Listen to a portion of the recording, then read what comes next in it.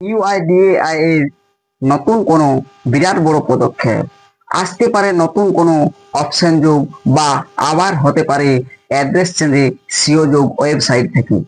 যেহেতু official website maintenance রেখেছে আর তারা বলেও দিয়েছে যে নতুন কোনো আবারও অনেক পরিষেবা আধারের মারফত অফিসিয়াল ওয়েবসাইট মারফত আসতে পারে। এই জন্যে অনেক অপশনকে আধারে যেগুলো দিয়ে আপনারা যেতে পারতেন, যেমন হয়তো এই ডকুমেন্ট আপডেট বলুন, এই অ্যাড্রেস আপডেট, অনেকগুলো ব্যাংক সিডিং, এই অপশনগুলো সমস্ত ডিজিবল করে দেওয়া হয়েছে। আর আপনারা সেটাই এই ভিডিওতে দেখতে পাবেন।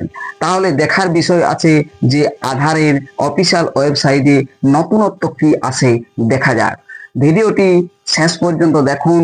এই ভিডিওতে আপনারা দেখতে পাবেন যে আধার কার্ডের অফিসিয়াল ওয়েবসাইটে কোন অপশনগুলো ডিজেবল করে রাখা হয়েছে, কেনই বা রাখা, আর আপনি এই সমস্ত জিনিসগুলো সকল জানতে পারবেন। ভিডিওটি শেষ পর্যন্ত দেখুন। আর চ্যানেলটিতে নতুন হয়ে থাকলে চ্যানেলটিকে সাবস্ক্রাইব করে রাখবেন আর পাশে থাকা বেল আইকনটি ক্লিক করে দিবেন যাতে পরবর্তী নতুন ভিডিও নোটিফিকেশন পেয়ে যান। আর যারা এই চ্যানেলটিকে সাবস্ক্রাইব করে রেখেছেন তাদেরকে অসংখ্য ধন্যবাদ। তাহলে আমি চলে যাচ্ছি এখন অফিসিয়াল ওয়েবসাইটে আধার কার্ডে। দেখুন, আমি এখন আছি আধার কার্ডের অফিসিয়াল ওয়েবসাইটে uidi.gov.in অফিসিয়াল ওয়েবসাইটে।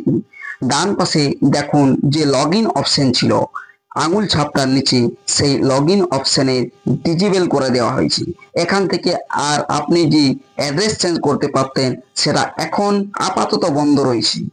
কেন বন্ধ রয়েছে আমি একটু পরেই বলছি। দেখুন, আর কতগুলো সার্ভিস এখান থেকে ডিজেবল করে রাখা হয়েছে, সেই সমস্ত সার্ভিসগুলো দেখুন। আর আপনি নিজেও যে ইউআইডিএআই অফিসিয়াল ওয়েবসাইটে চেক করে নিতে পারেন যে কতগুলো পরিষেবা এখান থেকে ডিজেবল করে রাখা হয়েছে। দেখুন, ডাউনলোড আধার, এটা ডিজেবল করা হয়নি। রিট্রাইভ আধার, এটাও নেই। ভেরিফাই ইমেল, এটাও ডিজেবল করা হয়নি। কিন্তু এগুলো কাজও করছি। যেমন কাজ করি, এখানে ডকুমেন্ট আপডেট যে সেকশনটি ছিল, সেই ডকুমেন্ট আপডেট এই অপশনটা ডিজেবল করা হয়েছে। দেখুন, এখানে কাজ করছে না। যতই আপনি টাচ করুন না কেন, এটা কিন্তু কোনো মতেই টাচ করছে না, ডিজেবল যেহেতু করা রয়েছে। আর রংটাও দেখতে পাচ্ছেন অন্যরকম। এগুলো এনেবেল আছে। এগুলো ব্যাংক সিডিং স্ট্যাটাস, এটাও ডিজেবল, কারণ এটাতেও কোনো টাচ করা যাচ্ছে না। বা দেখতেও পাচ্ছেন, দেখেও বুঝতে পাচ্ছেন যে অপশনগুলো ডিজেবল করা হয়েছে। এটাও report date of family member, যেটা কিছুদিন আগে যোগ করা হয়েছিল, সেটাও disable. Order Aadhaar PVC card, এটাও disable. Check Aadhaar PVC order status, এটাও ডিজেবল।